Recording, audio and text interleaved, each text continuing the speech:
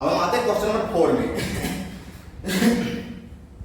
Find the resistivity of a conductor in which a current density 2.5 ampere per meter square is found to exist when an electric field 15 volt per meter is applied on it। तार का प्रतिरोधकता बताइए जिसमें धारा घनत्व 2.5 ampere पर metre square पाया गया जब उस पर 15 वोल्ट पर मीटर विद्युत क्षेत्र आरोपित किया जाता है। बेटा क्या दिया हुआ? करंट डेंसिटी J दिया हुआ है, J is equal to I by A। कितना दिया हुआ है? 2.5 एम्पीयर पर मीटर स्क्वायर। फिर क्या दिया हुआ? E दिया हुआ, E is equal to V by L। कितना दिया हुआ? 15 वोल्ट पर मीटर। रो निकालना है। आप चाहो तो रो का सीधे फॉर्मूला बैठा दो, rho is equal to E by J सीधे। लेकिन पता नहीं मैं अगर एक फॉर्मूला नहीं बताया होगा, अगर बाय द वे नहीं बताया हुआ होगा तो आपको मैं यहाँ प्रूव कर दे रहा हूँ। क्या rho is equal to R into A by L और R is equal to V by I A by L। V by, अब इसको अरेंज कर लो, V by L A by I और इसी को बाई में ले आओ। बाई में लाओगे तो पलट जाएगा। अब देखो V by L का मतलब क्या हो गया? E और I by A का मतलब क्या हो गया? J। E का वैल्यू और J का वैल्यू जब हम दोनों को बाई कर लेंगे तो 6 ओम पर मीटर। ये हुआ क्वेश्चन नंबर 4। अब हम आते हैं क्वेश्चन नंबर 5 में। Calculate the resistance of a piece of silver wire 0.5 meter long and diameter 2.75 into 10 to the power minus 4। क्या निकालना है? रेजिस्टेंस निकालना है। लेंथ कितना दिया हुआ है? 0.5 मीटर और डायमीटर कितना दिया हुआ है? 2.74 into 10 to the power minus 4 metre. और साथ साथ क्या दे दिया बेटा? स्पेसिफिक रेजिस्टेंस, विशिष्ट प्रतिरोध। और मैं आपको उसी दिन बताया था, आप हर बात को याद करते चलिए।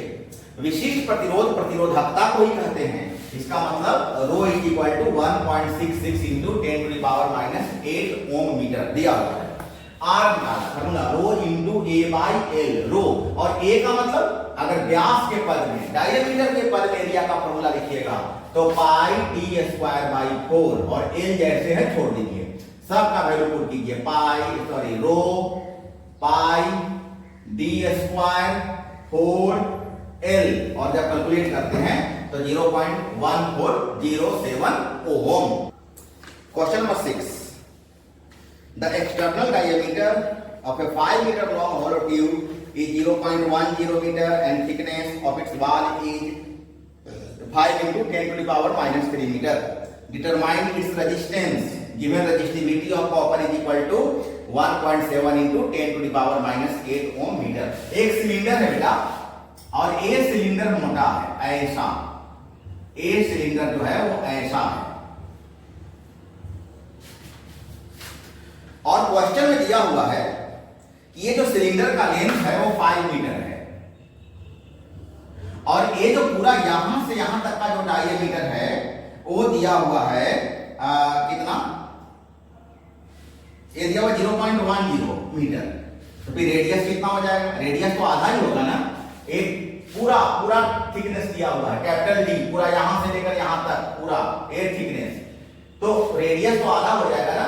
तो 0.10 मीटर का आधा 0.05 मीटर और इसी को कन्वर्ट करेंगे तो 5 into 10 to the power minus हो जाएगा ना। ये 10 सेंटीमीटर है ना, तो ये हो गया इधर से 5 सेंटीमीटर। 5 सेंटीमीटर का मतलब हो गया 0 और इसी को 5 into 10। अब देखो, अब क्वेश्चन क्या करें कि ये जो मोटाई है ना, गौर करना बेटा, यहाँ पर फंसना नहीं। ये जो मोटाई है ना, ये मोटाई दिया हुआ है 5 into 10 to the power minus 3। 5 into ये वाला मोटाई, तो हमको ए रेडियस चाहिए ना, अंदर वाला रेडियस चाहिए। कौन रेडियस? ए वाला रेडियस।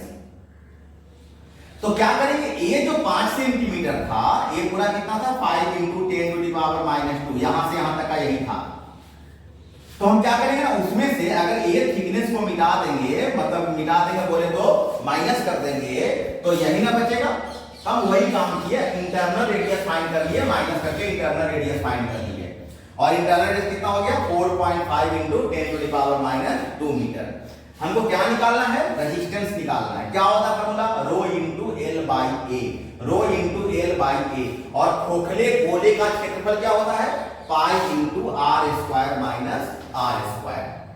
तो बड़ा आर भी हमको पता है और छोटा आर भी पता है। बड़ा आर कितना पता है? बड़ा आर हो गया इतना और छोटा आर कितना था? ये हो गया छोटा आर। अब तो तुमको सब पता, वैल्यू पुट करो।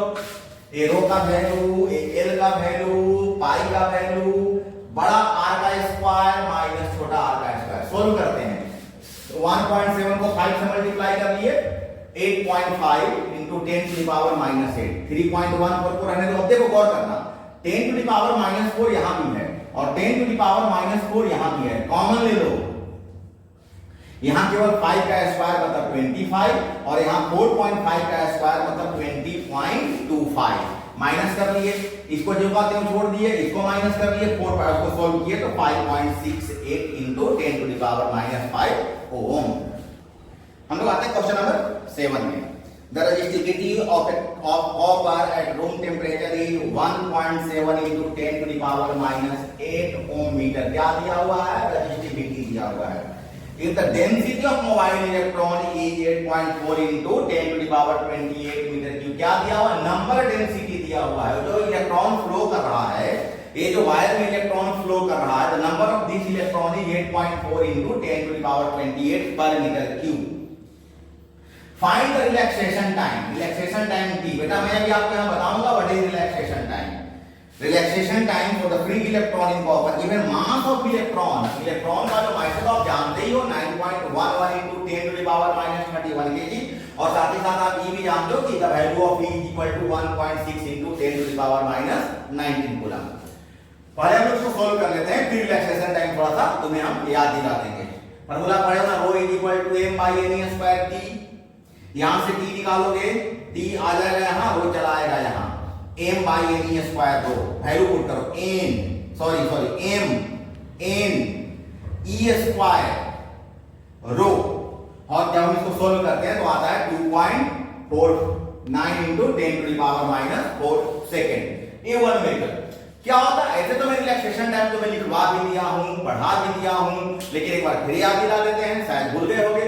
देखो जब चार्ज इस कंडक्टर में फ्लो करती है तो चार्ज जिगजैग मोशन में चलती है। ये चार्ज जिगजैग मोशन में यहां वहां हियर एंड देयर मूव करती है, और बहुत ज्यादा स्पीड होता है इनका। तो फिर क्या होता है? इनके बीच में कोलिजन होता है, सक्सेसिव कोलिजन होता है। सक्सेसिव कोलिजन किसको बोलते हैं बेटा? हम पढ़ा चुके हैं सक्सेसिव कोलिजन लेवल में, जिसमें मोमेंटम और काइनेटिक एनर्जी दोनों कंजर्व होता है, जिसमें मोमेंटम संवेग और काइनेटिक एनर्जी गतिज ऊर्जा दोनों कंजर्व होता है, सक्सेसिव कोलिजन कहते हैं। और ये सक्सेसिव कोलिजन जितना देर तक होता है, मतलब क्या हुआ? मतलब ये हुआ कि दो इलेक्ट्रॉन जितने देर तक आपस में टकरा कर रहते हैं, वो जितने देर तक टकराए हुए रहते हैं, उसी टाइम को हम रिलैक्सेशन टाइम कहते हैं। हम इसी को हिंदी में विश्रांति काल कहते हैं, और इसको टी से रिप्रेजेंट करते हैं। यही टी का वैल्यू निकालना था, हम लिख दिए हैं, time interval between two successive collision of electrons. जब इलेक्ट्रॉन फ्लो करता है, जब वो चालक में कंडक्टर में यहां से वहां जाता है, तो दो इलेक्ट्रॉन आपस में टकराते हैं। जितने देर तक वो आपस में चिपके हुए रहते हैं, टक्कर में रहते हैं, उसी टाइम को हम रिलैक्सेशन टाइम कहते हैं।